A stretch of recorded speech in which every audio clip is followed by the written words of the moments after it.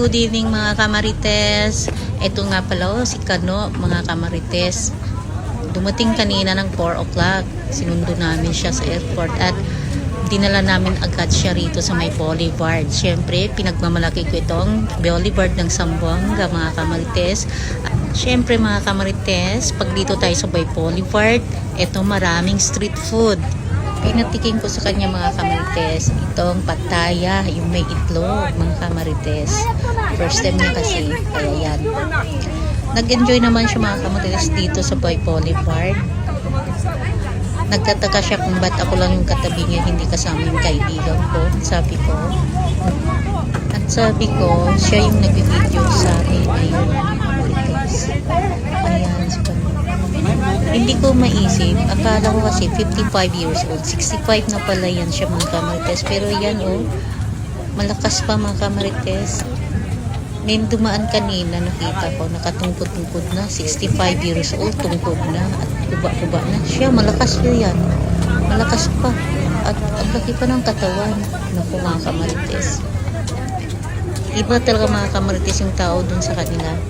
65 years old, malakas pa. Dito sa atin, 65 years old, may tungkod na. Naku mga kamarites. Dahil siguro sa klima o sa pagkain mga kamarites. Ayan. Ang daming tao rito sa boulevard, nag-enjoy siya. Tingin ang tingin sa Kano. At saka yung nakalista na yung mga kamarites kung ano-anong kakainin niya rito sa Zamboanga mga kamarites. Gusto ko siyang pakainin ng durian at marang. Ang problema, mayroon siyang high blood mga kamarites, kaya hindi siya pwede sa durian. Patikman din natin yan siya bukas o sa makalawa ng itlog na Pinoy or balot mga kamarites. Yung mga hindi niya pa nakain at ayaw din nila yung pritong pusit, dry na pusit kasi maamoy daw. Pakainin din natin yan siya ng pusit mga kamarites, yung pritong pusit, masarap yun. Yung mga hindi niya pa nakain, papakainin natin, at saka yung mga bagoong, kung sa aming tawag doon is ginamos, pakainin din natin yan siya ng ginamos mga kamarites, diba? Para mag-enjoy naman siya rito sa Zamboanga mga kamarites. Yan, nagustuhan niya yung pila-pila sa street food. Yun,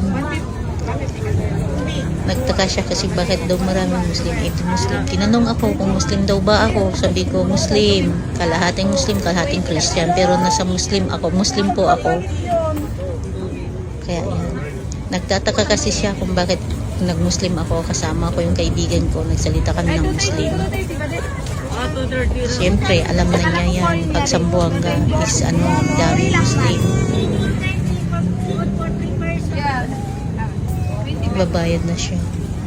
Marunong siya bumili mga kamarites. Alam niya kung ano ang 5 peso, alam niya yung 20 peso, alam niya ang 100. Yan mga kamarites. Hindi talaga siya pwedeng lokohin sa pera. Marunong magbili.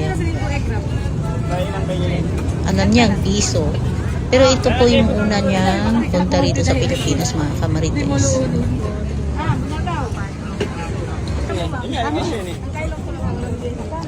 Mga kamarites, makikita mo siya.